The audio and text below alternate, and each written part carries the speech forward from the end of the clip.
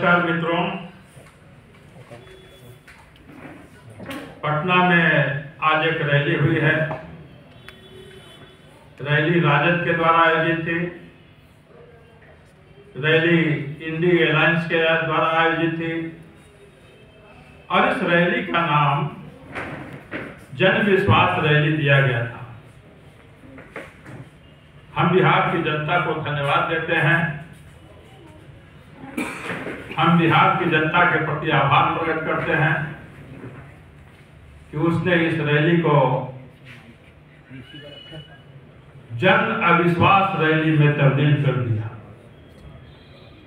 जनता का विश्वास जीतने में यह रैली और श्री तेजस्वी यादव राहुल यादव की जोड़ी विफल रही है। यह रैली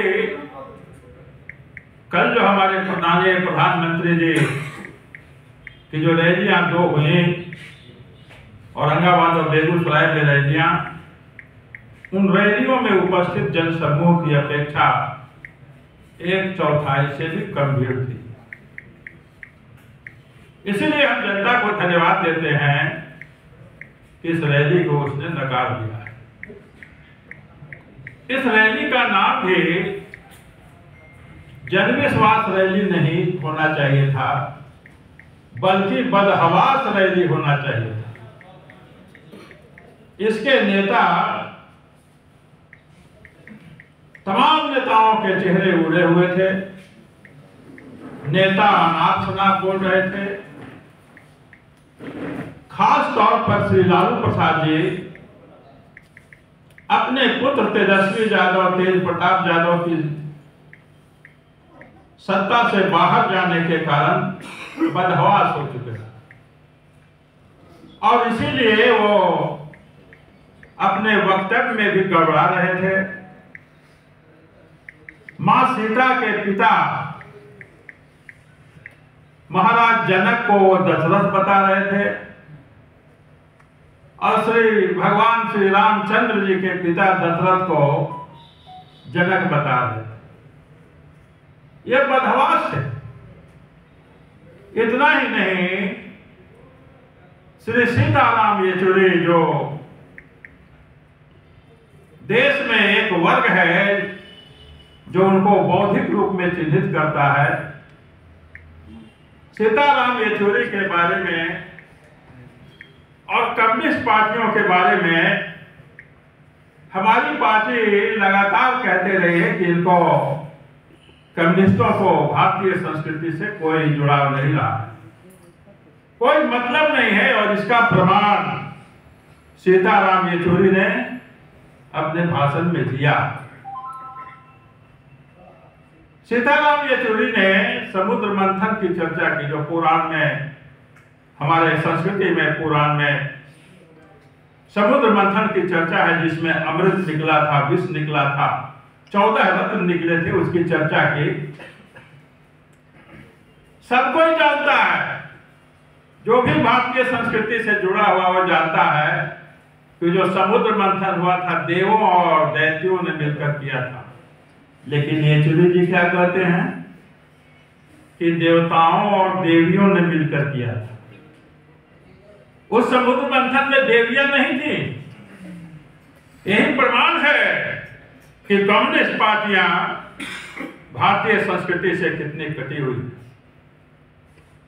ये जो रैली थे, विरोधाभासी राजनीति करने वालों का जमावड़ा था, इसीलिए जनता ने उनको नकारा। और विरोधाभास कैसा?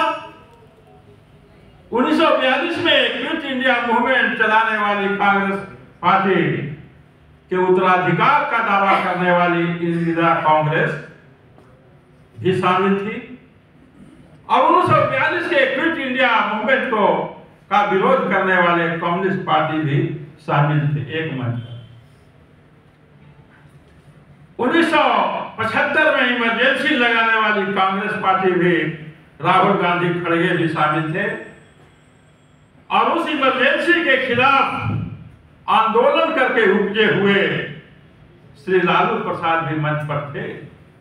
यह विरोधाभासों से भरी हुई एक रैली थी इसीलिए इस रैली में जनता ने नकारा।